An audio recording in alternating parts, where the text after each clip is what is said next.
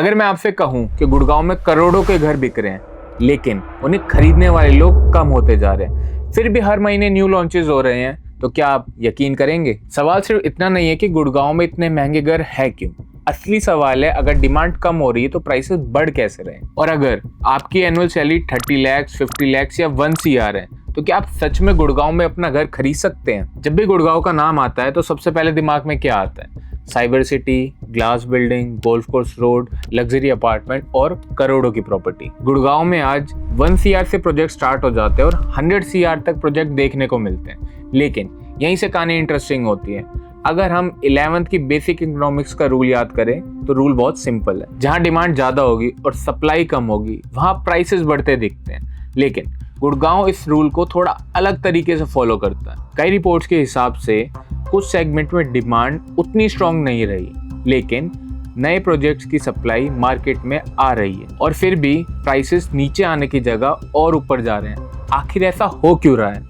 इसका जवाब छुपा है डिमांड और सप्लाई के डाटा में। चलिए इसे एक सिंपल एग्जांपल से समझते हैं। मान लीजिए 100 फैमिलीज गुड़गांव में घर खरीदना चाहती हैं। इनमें से लगभग 51% बायर ऐसे हैं जो 1.5 CR रुपए से कम बजट में घर ढूंढ रहे हैं। लेकिन जब हम सप्लाई देखते हैं तो इस बजट में अवेलेबल होम 13% के आसपास है। यानी जहां सबसे ज्यादा बायर्स अवेलेबल है, वहीं सबसे कम ऑप्शंस। अब दूसरी तरफ देखते हैं, 1.5 CR से ऊपर वाले होम्स की डिमांड लगभग 49% तक है और उनकी सप्लाई 87% तक पहुंच जाती है। यानी लग्जरी होम्स की सप्लाई उनकी डिमांड से काफी ज्यादा है। अब नॉर्मली आप सोचेंगे इतनी ज्यादा सप्लाई होने पे प्राइसेस गिरने चाहिए, लेकिन गुड़गांव का लग्जरी मार्केट एक नॉर्मल मार्केट की तरह काम नहीं करता, क्योंकि यहाँ लग्जरी रियल एस्टेट को सिर्फ एंड यूजर नहीं खरीदते। इस मार्केट को ड्राइव करते हैं investors, business owners, NRIs and HNIs। मतलब मैं बात कर रहा हूँ उन लोगों की जो घर सिर्फ रहने के लिए नहीं लेते, अपनी वेल्थ बढ़ाने के लिए लेते हैं। और शायद इसी वजह से गुड़गांव ने 10 करोड़ से ऊपर की होम की सेल्स में लगभग 24,000 करोड़ का बिजनेस किया और इस सेगमेंट में मुंबई जैसी मार्केट को भी पीछे छोड़ दिए। अगर मिडिल क्लास के लिए इतने महंगे घर अफोर्ड करना मुश्किल हो रहा है, तो एक करोड़ों के अपार्टमेंट खरीद कौन रहा है? इसको मैं एक कहानी से समझाता हूँ। 2026 में राहुल गुड़गांव के साइबर हब में एज अ सॉफ्टवेयर इंजीनियर काम करता है। अच्छी जॉब है, एनुअल पैकेज अच्छा है और कई सालों की सेविंग के बाद अब उसका सपना है खुद का घर खरीदने का। एक वीकेंड राहुल एक लग्जरी प्रोजेक्ट को विजिट करता है। प्रोजेक्ट के अंदर घुसते ही golf course view, infinity pool, premium gym, ultra luxury lifestyle देखता है। राहुल सोचता है बस यही उसका ड्रीम होम है, लेकिन प्राइस देखता है 3 करोड़ रुपए। यहीं से शुरू होती है असली रियलिटी। इंडिया में ज्यादातर बैंक प्रॉपर्टी की वैल्यू का मैक्सिमम 80% तक लोन अप्रूव करते हैं। यानी अगर घर 3 करोड़ रुपए का है तो बैंक लगभग 2.4 CR तक का लोन देगा और बाकी लगभग 60 लाख रुपए राहुल को अपनी पॉकेट से देना होगा। सोचिए, सिर्फ डाउन पेमेंट ही इतनी है कि कई सिटीज में एक पूरा घर खरीदा जा सकता है। मान लीजिए राहुल ने किसी तरह 60 लाख रुपए अरेंज कर लिए। अब बात आती है EMI की। अब मान लीजिए लोन अमाउंट है 2.4 CR, loan tenure 20 years, interest लगभग 8.45%। अब इतने बड़े लोन पे हर महीने बहुत बड़ी EMI बनेगी और ये EMI लगभग 20 साल तक चलेगी। अब सवाल ये है, राहुल की सैलरी कितनी होनी चाहिए ताकि वो इतनी बड़ी EMI कंफर्टेबली भर सके? Financial experts recommends EMI monthly income के 30 to 40% के अंदर होनी चाहिए। हम मैक्सिमम लिमिट 40% लेते हैं, तब भी राहुल की सैलरी इन हैंड लगभग 5 लाख रुपीस के आसपास होनी चाहिए। उसका annual CTC approx 1 CR rupees के पास होना चाहिए। अब सोचिए इंडिया में ऐसे कितने लोग हैं जिनकी सैलरी 1 CR है? बहुत ही कम। और इसी वजह से लग्जरी हाउसिंग मार्केट एक एवरेज सैलरीड पर्सन के लिए हर साल मुश्किल होती जा रही है। अगर राहुल जैसे सैलरीड प्रोफेशनल्स के लिए ये होम्स इतने मुश्किल हैं, तो लग्जरी होम्स बिक कैसे रहे हैं? इसका जवाब है HNIs, NRIs, investors, business owner. इन लोगों की बाइंग माइंडसेट एकदम अलग है। एक सैलरीड पर्सन EMI की कॉस्ट देखता है, एज कम्पेयर टू इन्वेस्टर्स वो अपॉर्चुनिटी कॉस्ट को देखते हैं। अब सवाल ये है, ये लोग गुड़गांव में इतना पैसा इन्वेस्ट कर क्यों रहे हैं? इसके 2 रीजन। पहले reason capital appreciation. Simple language में समझते हैं, आज प्रॉपर्टी खरीदो, कुछ साल होल्ड करो और जब मार्केट ऊपर जाए तो प्रॉफिट में बेच दो। इसी एक्सपेक्टेशन के साथ कई इन्वेस्टर गुड़गांव की लग्जरी मार्केट में एंटर करते हैं। दूसरा reason lifestyle upgrade. Grand club houses, infinity swimming pool, बड़े green area, low density living और एक प्रीमियम एड्रेस। इन बायर्स के लिए ये एक सिर्फ घर नहीं होता, ये उनकी लाइफस्टाइल का पार्ट होता है। राहुल अभी भी एक सैलरीड एम्प्लॉय है, उसको लगता है वो मार्केट से थोड़े से कम में डील कर सकता है और इसी दौरान उसकी नज़र पड़ती है एक प्री लॉन्च प्रोजेक्ट पे। बिल्डर का प्रॉमिस है, आज बुक करो, कल ये प्रोजेक्ट और महंगा हो जाएगा। क्या राहुल को प्रोजेक्ट खरीद लेना चाहिए या इसके पीछे कोई ऐसा रिस्क छुपा है जो काफ़ी कम लोग बात करते हैं? राहुल को लगता है अगर रेडी टू मूव होम उनके बजट से बाहर है तो एक प्री लॉन्च प्रोजेक्ट एक अच्छा ऑप्शन हो सकता है। प्री लॉन्च प्रोजेक्ट का मतलब है एक ऐसा प्रोजेक्ट जो मार्केट में बिक रहा है लेकिन उसका भी कंस्ट्रक्शन स्टार्ट नहीं हो, यानी आप एक ऐसे घर के पैसे दे रहे हैं जो अभी ब्रोशर, 3D मॉडल और रेंडर्स में एग्जिस्ट करता है। अब सवाल ये है, लोग इतना बड़ा रिस्क लेते ही क्यों हैं? इसके दो रीजन नंबर 1, लोअर प्राइस।